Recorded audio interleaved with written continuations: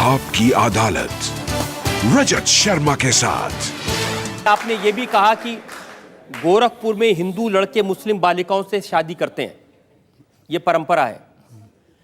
हिंदू मुसलमान नफरत मार काट ये क्या शोभा देता है मंदिर के महंत को, भगवा पहने साधु को? हम कहाँ मार काट करवा रहे हैं। हम तो शांति से रहना चाहते हैं, बहुत शांति से रहना चाहते हैं। लेकिन जो लोग शांति से रहना नहीं देना चाहते हैं तो आखिर उसका भी तो कोई उपचार होगा। उपचार जब शासन तंत्र के साथ नहीं होता तो समाज को वह उपचार स्वयं अपने हाथों में लेना पड़ता है, और मुझे लगता है समय आ गया है जब उपचार लेना पड़ेगा।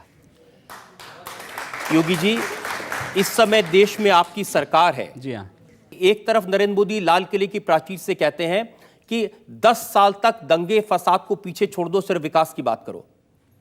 इस देश के अंदर एक भी दंगा हिंदुओं की ओर से नहीं हुआ है। देश के दंगों के इतिहास को आप देखेंगे, मैं आपको बताऊं, पूरे देश के अंदर दंगे कहां होते हैं?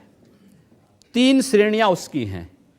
10 से 20% की आबादी, 20 से 35% की आबादी और 35 से ऊपर की आबादी। 10 से 20 की आबादी जो है, यहाँ पे छुटपुट सांप्रदायिक झड़पें होती हैं, जहाँ पर मुस्लिम आबादी 10 से 20% के बीच में है। 20 से 35% की आबादी जहाँ भीषण दंगे होते हैं, और 35 से ऊपर की आबादी जहाँ गैर मुस्लिम के लिए कोई जगह नहीं। ये केवल भारत की बात नहीं कर रहा हूँ, पूरी दुनिया की मैं बात कर रहा हूँ। पूरी दुनिया के अंदर ये सच्चाई है। ये आपकी थ्योरी हो सकती है, मेरी थ्योरी नहीं, जो सच्चाई है। दूसरा, ये एक भी दंगे की उत्तर प्रदेश में 2.5 वर्ष के दौरान 430 से अधिक सांप्रदायिक हिंसक झड़पें और दंगे हुए हैं। एक भी दंगे की शुरुआत हिंदुओं की ओर से नहीं हुई।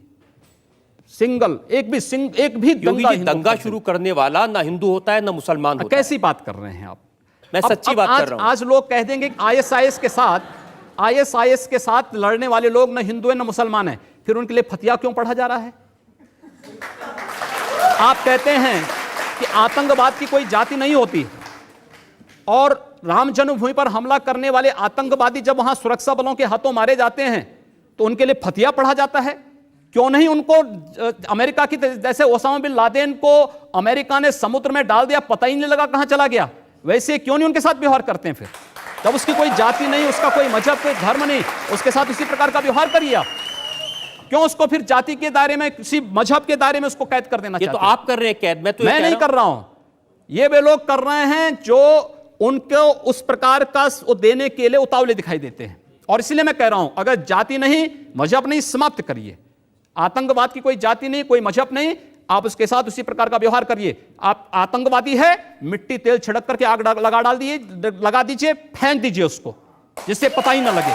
क्या मतलब है? ये चीजें अपने आप समाप्त हो जाएंगे। अगर कोई हिंदू है और वो आतंकवादी है, वो मारता है मासूम लोगों को, उसके बारे में भी यही कहेंगे आप? हिंदू पहले आतंकवादी नहीं हो सकता। ये क्या बात हुई?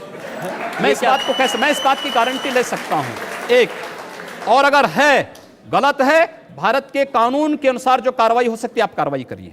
देखिए, ऐसी बेसिर पैर की बात का तो मैं भी कोई जवाब नहीं दे सकता। मैंने कहा ना दोनों बातें, मैं दोनों चीजें कह रहा हूं। पिछली सरकार ने हिंदू आतंकवादी नहीं हो सकता क्योंकि उसका देश है,